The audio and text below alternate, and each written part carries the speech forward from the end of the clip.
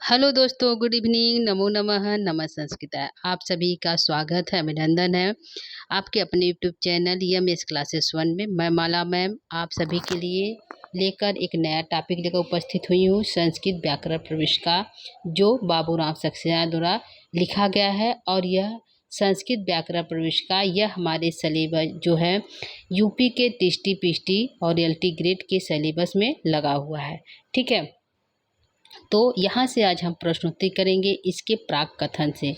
ठीक है, किसके, जो बाबूराम सक्सेना का है उसके आज हम प्राक कथन से प्रश्नोत्तरी लेकर उपस्थित हुए हैं। महत्वपूर्ण प्रश्नोत्तरी है दोस्तों, जो परीक्षा की दृष्टि से अत्यंत उपयोगी है। ठीक है, तो आइए हम लोग जो है प्रश्नोत्तरी करते हैं बाबूराम सक्सेना के संस्कृत व्याकरण प्रविष्का प्राक कथन से। ठीक है, तो पहला यहाँ पे हमारा प्रश्न है। प्रश्न हमारा पहला है कि शांग वेद का मुख किसे कहा गया है। ठीक है, दूसरी लाइन है जो प्राकथन की दूसरी लाइन से लिया गया है। लाइन हमारा दिया गया है दोस्तों, व्याकरण को शांग वेद का मुख बताया गया है। ठीक है, लाइन हमारी ये है कि व्याकरण को शांग वेद का मुख बताया गया है। तो प्रश्न हमारा यहाँ पे कहता है शांग वेद का मुख किसे कहा गया है, तो आंसर हमारा है व्याकरण को। ठीक है, आंसर क्लियर हो गया होगा दोस्तों। अगला चलते हैं दूसरे प्रश्न की तरफ। दूसरा प्रश्न हमारा है कि वेदांगों की संख्या कितनी है। यहाँ पे वेदांगों है दोस्तों, वेदांगों की संख्या कितनी है, कितनी मानी गई है, तो 6 मानी गई। कितनी है, आंसर द है वेदांग कुल कितने हमारे हैं, तो वेदांग कुल हमारे 6 हैं।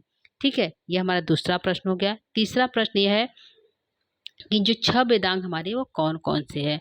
ठीक है, अगला है जो 6 वेदांग हमारे वो कौन कौन से हैं, तो 6 वेदांग यहाँ पे दिया है। पहला है शिक्षा, दूसरा कल्प, तीसरा ज्योति, चौथा व्याकरण और पांचवा निरुक्त। ठीक है दोस्तों, तो यह जो है जो है वेदांगों का नामकरण कर दिया गया है दोस्तों। यहाँ पे जो अंगों के आधार पे जैसे शिक्षा को नासिका कह दिया गया, कल्प को हस्त कहा गया, ज्योतिष यानी नेत्र को कहा गया, मुख यानी व्याकरण को कहा गया, निरुक्त यानी कर्ण को कहा गया, और जो है यहाँ छंद यानी पात को कहा गया। ठीक है, तो जो है वेदांगों को 6 भागों में बांटा गया, 6 नाम है। तो छवों का नामकरण किया गया दोस्तों। जैसे शिक्षा को नासिका, कल्प को हस्त कहा गया, ज्योतिष को नेत्र कहा गया, व्याकरण को मुख कहा गया, निरुक्त को कर्ण कहा गया, और छंद को पात कहा गया, व्याकरण को मुख मुख कहा गया। ठीक है दोस्तों, तो यह 6 नाम हो गया। उम्मीद करती हूँ कि याद होगा। जैसे प्रश्न यहाँ पे पूछेगा कि जो है 6 वेदांगों में शिक्षा को किसकी संज्ञा दी गई है, तो नासिका की संज्ञा दी गई है। ठीक है, कल्प को किसकी संज्ञा दी गई है, तो हस्त को दी गई है। इस प्रकार से प्रश्न हमारे यहाँ पे बनते हैं। ठीक है, आगे चलते हैं प्रश्न की तरफ। प्रश्न हमारा तीसरा है। तीसरा प्रश्न यहाँ पे हमारा कहता है वेदांगों में प्रधान वेद किसे माना गया। जी, वेदांगों में जो 6 वेद हमने बताया, तो उसमें जो प्रधान वेद इसमें कौन सा माना गया, तो हमारे व्याकरण को प्रधान वेद माना गया है। व्याकरण को किसकी संज्ञा दी गई है, मुख की संज्ञा दी गई है दोस्तों। ठीक है, तो प्रश्न है 6 वेदांगों में प्रधान वेद किसे माना गया है, तो व्याकरण को माना गया है। ठीक, आंसर हमारा व्याकरण है। ठीक है दोस्तों, क्लियर है। आगे चलते हैं चौथे प्रश्न की तरफ। चौथा हमारा प्रश्न है कि 6 वेदांगों में ज्योतिष को किसकी संज्ञा दी गई है। ठीक है, जो 6 वेदांग हमने बताया दोस्तों, 6 का नामकरण बताया, संज्ञा बताया। तो 6 वेदांगों में ज्योतिष को किसकी संज्ञा दी गई, तो नेत्र की संज्ञा दी गई। किसकी दी गई दोस्तों, नेत्र की संज्ञा की। अगर इसी जगह होता शिक्षा को किसकी संज्ञा दी गई, तो नासिका की। कल्प को किसकी संज्ञा दी गई, तो हस्त की। ठीक है, छंद को किसकी संज्ञा दी गई, तो पाद की। ठीक है, व्याकरण को किसी संज्ञा दी गई, मुख की। ठीक है, इस प्रकार से क्वेश्चन हो गए। तो 6 वेदांग है तो 6 क्वेश्चन बनते हैं। एक क्वेश्चन यहाँ पे हमने बता दिया। ठीक है दोस्तों, कि 6 वेदांगों में ज्योतिष को किसकी संज्ञा दी गई, तो नेत्र की। आगे चलते हैं छठवें प्रश्न की तरफ। छठवां प्रश्न है उच्चारण पर विचार करने वाला कौन सा वेदांग है। ठीक है, प्रश्न है उच्चारण पर विचार करने वाला कौन सा वेदांग है, तो आंसर हमारा है शिक्षा वेदांग। क्या है दोस्तों, शिक्षा वेदांग जो है उच्चारण पर विचार करने वाला वेदांग है। आगे चलते हैं छठवें प्रश्न की तरफ। छठवां हमारा यहाँ पे प्रश्न है शिक्षा के प्रतिपादक के लिए किसकी रचना हुई है। शिक्षा के प्रतिपादक के लिए किसकी रचना हुई है, प्रतिपादन के लिए किसकी रचना हुई है, तो आंसर हमारा है प्रतिसाक्ष्यों की रचना हुई है। ठीक है, शिक्षा के प्रतिपादन के लिए सबसे पहले किसकी रचना हुई, तो प्रतिसाक्ष्यों की रचना कर दी गई। इसी के आधार पर जो है सारे व्याकरण और सभी चीज़ लिखे गए हैं। ठीक है। तो शिक्षा के प्रतिपादक के लिए किसकी रचना की गई? तो जो है प्रतिसांख्यों की रचना कर दी गई। ठीक है, आंसर हमारा क्या होगा दोस्तों? प्रतिसांख्यों की रचना की गई। अगला है सातवां प्रश्न। सातवां प्रश्न हमारा यहाँ पे है, निरुक्त के रचनाकार कौन है? ठीक है, प्रश्न है निरुक्त के रचनाकार कौन है? आंसर हमारा यास्क है। कौन है दोस्तों? यास्क है। ठीक। अगला है, शब्दों का चतुर्विध विभाजन किसने किया? ठीक है, अगला प्रश्न है, शब्दों का चतुर्विध विभाजन किसने किया? तो आंसर हमारा है यास्क के द्वारा शब्दों का चतुर्विध विभाजन हुआ। ठीक है। अगला प्रश्न है कि यास्क का चतुर्विध विभाजन कौन कौन सा है? ठीक है, यास्क का जो चतुर्विध विभाजन यास्क ने किया वह कौन कौन सा है? ठीक है, तो 4 नाम है। पहला है नाम है, दूसरा पहला नाम है, और दूसरा जो है उपाख्यान है, फिर जो है उपसर्ग है, और जो है फिर हमारा जो है चौथा जो है निपात है। ठीक है, 4 नाम है, नाम, आख्यात, उपसर्ग और निपात। इन्होंने जो है शब्दों का चतुर्विध विभाजन किया। जो शब्द हमारे हैं उसके चतुर्विध विभाजन किसने किया? यास्क ने किया। नाम क्या है? पहला नाम है, दूसरा आख्यात, तीसरा उपसर्ग और चौथा निपात। यहाँ पे आख्यात है। ठीक, आगे चलते हैं 10वें प्रश्न की तरफ। 10वां प्रश्न है, यास्क का समय माना जाता है। तो यास्क का समय क्या माना जाता है? 800 ईसा पूर्व। क्या है दोस्तों? यास्क का समय 800 ईसा पूर्व है। ठीक, आगे चलते हैं 11 प्रश्न की तरफ। 11 प्रश्न हमारा कहता है, यास्क ने सभी शब्दों का आधार किसे माना? जो उन्होंने शब्द दिए 4, तो सभी शब्दों का आधार किसे माना यास्क ने? तो आंसर क्या होगा दोस्तों? धातु समूह को जो है यास्क ने सभी शब्दों का आधार माना है। ठीक है, प्रश्न है, यास्क ने 4 भागों में बांटा, चतुर्विध विभाजन किया शब्दों का, तो उसका आधार क्या किया? धातु समूह को आधार बनाया। ठीक है, आंसर होगा धातु समूह को आधार बनाया। अगला प्रश्न है, अष्टाध्यायी में पाणिनि ने कितने आचार्यों का उल्लेख किया? ठीक है, तो अष्टाध्यायी ने पाणिनि ने 10 आचार्यों का उल्लेख किया। ठीक है, क्वेश्चन क्लियर है कि अष्टाध्यायी में पाणिनि ने कितने अध्यायों का उल्लेख किया? 10 अध्याय कितने आचार्यों का उल्लेख किया? तो 10 आचार्यों का उल्लेख किया। अगला प्रश्न है, पाणिनि के पूर्ववर्ती कवि कौन से हैं? तो पाणिनि के पूर्ववर्ती कवि 5 है। अभी अष्टाध्यायी में 10 बताया गया, लेकिन यहाँ पे जो हमारे हैं बाबूराव शास्त्री, उन्होंने 5 नाम यहाँ पे जो है इस बुक के आधार पे है। तो पांचों नामों को यहाँ पे देख लेते हैं।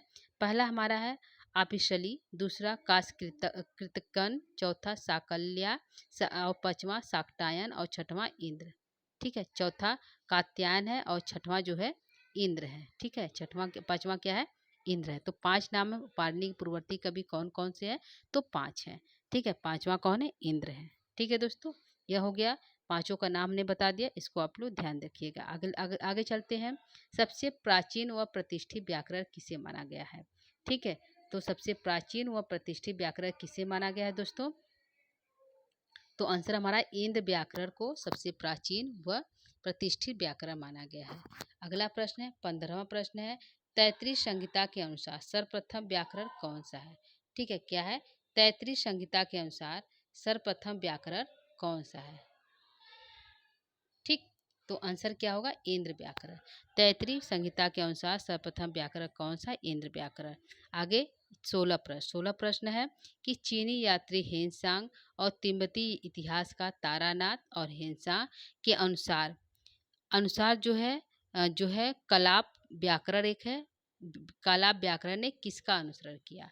ठीक है, तो कलाप व्याकरण ने किसका अनुसरण किया दोस्तों? तो यहाँ पे जो है इंद्र व्याकरण का अनुसरण किया। ठीक, प्रश्न यहाँ पे है जो कि कलाप व्याकरण ने किसका अनुसरण किया?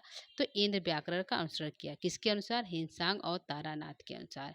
ठीक है, क्वेश्चन पूछेगा हेनसांग और तारानाथ के अनुसार कलाप व्याकरण ने किसका अनुसरण किया? तो इंद्र व्याकरण का अनुसरण किया।